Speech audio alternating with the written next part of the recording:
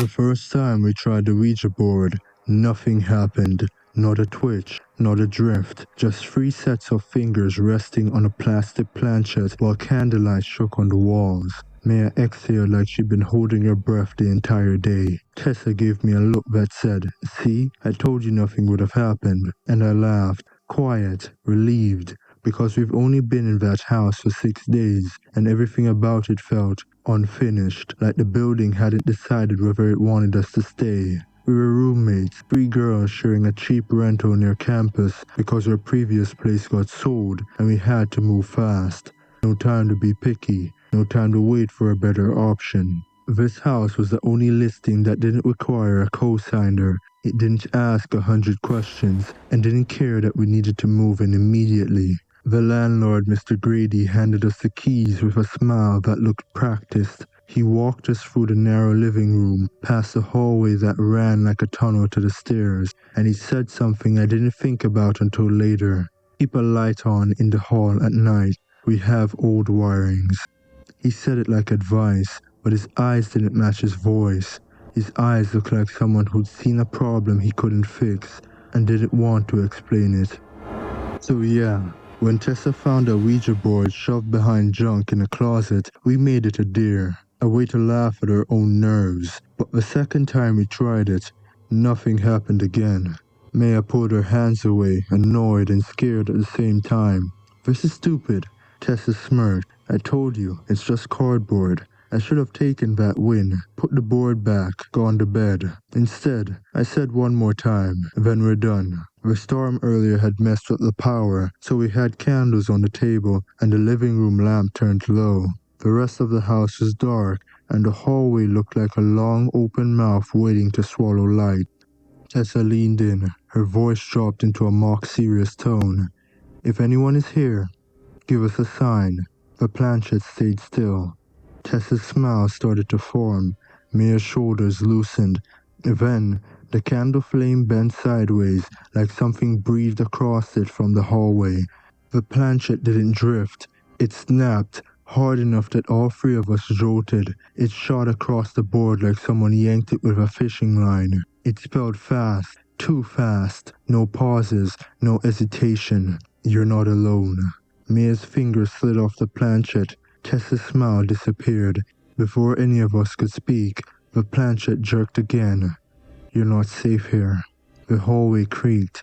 One slow footstep, then silence. The planchette dragged slower now, heavy, reluctant, like the warning cost effort. "It's watching," Mia whispered. "Stop." Tessa tried to laugh and couldn't, and I forced my voice steady. "Who are you? Are you warning us?" Before I could ask anything else, the living room lamp blinked once, twice, and went out. Total darkness. Mia's breath caught. In the black, I felt it, a presence stepping closer, like the air turned solid. I fumbled for my phone, flashlight, and clicked it on. Tessa's light came on. Mia's beam flickered on last, faking, and when my light hit the hallway, my brain refused to name what I was seeing. A shape stood in the hall. Tall, too tall. Not a person, not a shadow cast by anything. It looked like darkness wearing the idea of a body. Head pressed up near the ceiling like it didn't fit into our world. And it wasn't walking in. It was just there, like it had always been standing in that hallway. And we'd only just caught it because we turned on the light at the wrong moment. Mia whispered, "Run." We ran to the front door. I yanked the knob. Nothing. I twisted the deadbolt. It turned. The latch clicked. I pulled again, hard, and the door didn't move. Tessa slammed her shoulder into it. It might as well have been a wall. Behind us the hallway looked deeper, like the darkness was pleased we tried to leave. Mia screamed, so we sprinted back to the table, back to the candles. The entity didn't chase us. It stopped at the threshold of the hallway, and the moment it stopped, I understood something horrifying. It didn't need to run. The house was already doing the trapping for it. The planchette slid on its own again. Hallway. Light. 313. Then slower, like the warning was being forced out. don't open. And then a final message like a countdown, stamping itself into our lives. 5 days. We didn't know why yet, but our bodies already did. Day 1. We didn't sleep. We didn't even sit comfortably. We stayed in the living room like the rest of the house had teeth. Every time one of us looked down at our phone, the screen would dim like the battery was dying, even though it was full. Then it would brighten again the moment we looked away. The hallway nightlight we plugged in, it didn't turn off, it didn't flicker, but it looked like someone was standing just outside of its glow, because the light kept bending, as if it was hitting a shape that wasn't visible.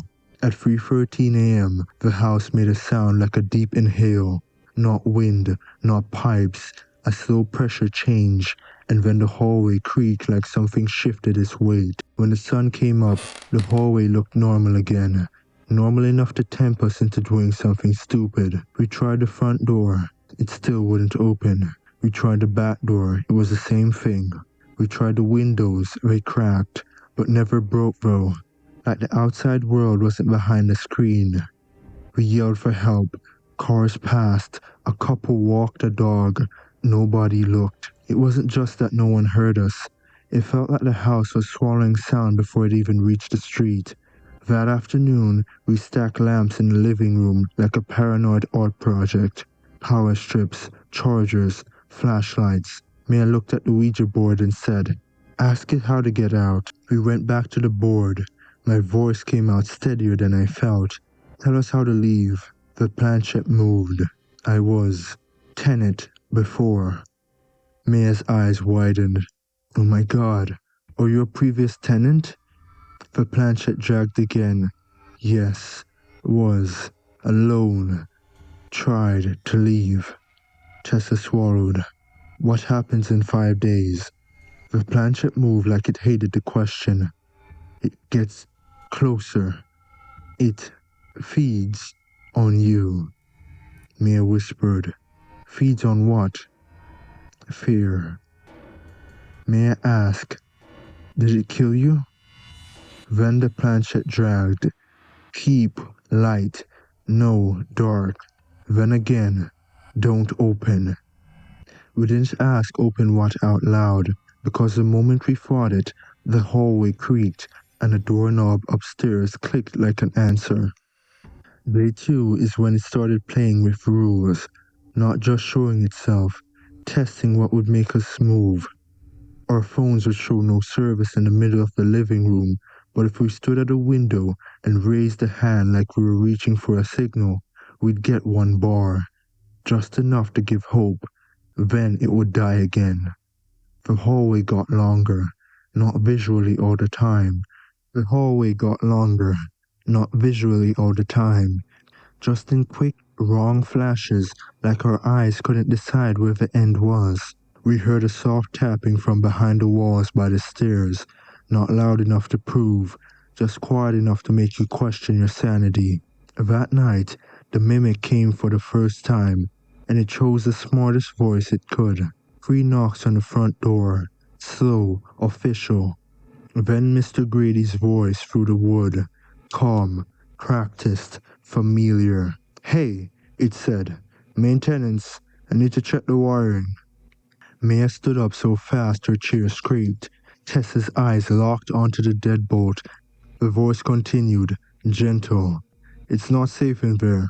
Open the door." My hand drifted towards the lock before my brain caught up. Then the Ouija board scraped. The planchette moved by itself. "Not landlord." Maya gasped. Tessa whispered, "Don't move." The voice outside changed. Still Mr. Grady's tone, but the warmth dropped out of it like a mask falling. "Open. Now." The doorknob rattled once, hard, and the hallway darkened as if it leaned in to watch us panic. We didn't open it. We stood shoulder to shoulder in the brightest part of the living room. We were terrified, and that's when the Ouija board started moving. It started explaining, saying to be careful and never open the door. The voice stopped, the rattling stopped, and the silence after felt satisfied. At 3:13 a.m., The hallway entity appeared again, closer than day one, its outline thicker like it had been eating fear all day. Day 3 is when the house started trying to separate us, because fear tastes better when you're alone. We'd hear one of our names whisper from upstairs, soft, familiar, like a roommate calling from a bedroom. But the voice never matched the person standing beside you.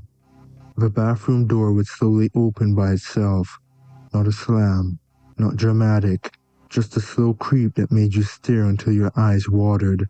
Every mirror in the house started fogging at random, even when no one had used hot water, like something warm was breathing right against the glass. That night, the power died completely, not a flicker, dead, total darkness. The hair turned colder instantly. A footstep sounded in the living room, not the hallway in the room with us. I clicked my flashlight on. Tessa did the same. Maya's beam came on last. 3 beams cut the dark. The pressure eased. Not gone, but shoved back towards the threshold like it hit an invisible fence. We went back to the board with shaking hands. "Tell us what don't open means," Tessa said. The planchette dragged like it didn't want to answer. "Wall, stairs, hollow," Maya whispered. "There's something in the walls." The planchette moved again, heavier. "It wants out." That's when we heard it, a low thump from inside the wall by the stairs, not loud enough to be a pipe, not random enough to ignore. It sounded like something trapped, testing its cage. Day 4 is when the house stopped pretending. The hallway nightlight dimmed at random, as if something leaned over it and blocked it, but nothing was visible. We'd hear fingernail-like scraping from behind the stair wall, short burst, then a pause, like it was listening for a reaction.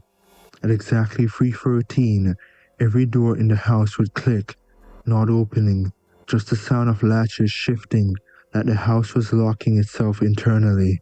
That night, the mimic returned, not from the front door this time. Mr. Grady's voice floated down from upstairs, calm, professional. "Hey," it said, "I need to come up here. There's a problem with the wall by the stairs." The Ouija board scraped again on its own. "Not landlord." The voice upstairs changed. Same sound, different intent. "Come here. I'm unlocking the doors." And the stair wall thumped hard enough to rattle the frame on it. Dust puffed from the baseboard seam like a breath, trying to get out. We didn't go upstairs. We didn't answer. We stayed together in the light and said it out loud. Firm. "Leave. This is our space. You're not welcome." The voice upstairs cut off mid-breath, like someone hit pause. Day 5 felt like the house was holding its breath, like it knew this was the night it got what it wanted, or lost what it had been feeding on. We prepared like we were in a siege. Lamps aimed at the hallway, flashlights taped to cups, a bright work light pointed directly at the hollow wall. Maya poured salt across the hallway threshold in a thick white line. Tessa wiped vinegar water around door frames and the stair wall. At 3:12 a.m., the house went silent. No pipes, no fridge hum, no outside noises. Silence so deep it felt like pressure. My phone clock flipped. 3:13. The hallway darkened like ink spilling, and the shadow entity slid forward to the edge of the light, right up to the salt line. It looked thicker than before, more confident, like it had been eating fear for 4 nights straight. Then Mr. Grady's voice came from the front door, soft like he was already inside. "I'm coming in," it said. "You damaged my walls. I need you to open up." The doorknob rattled once, hard. The hallway entity leaned forward like it could smell panic, and the wall by the stairs answered with a deep thump, like something inside heard the word open and pushed. I stepped towards the hallway threshold, not crossing it, just refusing to shrink away from it, and I spoke, like my voice belonged in that house. "No, we're not opening anything. You don't get to use his voice. You don't get to use our fear. Leave. Tessa stepped beside me. Maya joined, trembling but standing. Three of us together in the light, not running, not whispering. The shadow entity outline wavered because it was losing its meal. The landlord's voice at the door stuttered like a broken recording, then stopped. The work light hit the stair wall at the right angle, and we saw it clearly. A hidden doorway shape under the patchwork, a real frame, a seam. Below on it, scratch marks dragged upwards, deep and layered, like something had been clawing for years, trying to get out. Maya whispered, "It wants us to open that?" The hallway entity leaned forward to the salt line, testing, pressing like darkness had weight. So we did the only smart thing we'd done all week. We didn't open it. We sealed it tighter. Tessa slammed a plank across the panel. I hammered the nails until my hands burned. Maya poured fresh salt around the edges like packing snow in a crack. And we kept talking, firm, steady, claiming space. Leave. You're not welcome. This is not yours. The walls thumped again, then again. Furious, muffled, trapped. The hallway shadow pulled back, not gone, but retreating to the edge of the light like it was losing grip. Because we weren't feeding it. We weren't splitting up. We weren't doing what it wanted. At 4:10 a.m., the house started making normal sounds again. At 4:10 a.m., the house started making normal sounds again. The fridge hummed. The pipes ticked, like it was pretending it hadn't held us hostage. At sunrise, I tried the front door again. The deadbolt turned. The latch clicked, and the door opened like it had always been able to. We grabbed what we could carry and left. No "we'll come back later." No second trips. The second we stepped off the porch, my phone jumped from no service to full bars. Like the house finally took its hands off our throats. Months passed. We stopped talking about what happened because the tension felt dangerous now. Then one night, I saw the listing. New paint, bright photos, cozy charm, and the same hallway photo. Clean, normal, harmless. It was the same house. My hands went cold because I knew what came next. The 5-day countdown, the false voices, the wall that wants to be opened. We didn't defeat it. We just survived long enough to escape, and whatever was behind that wall was still trying to get out.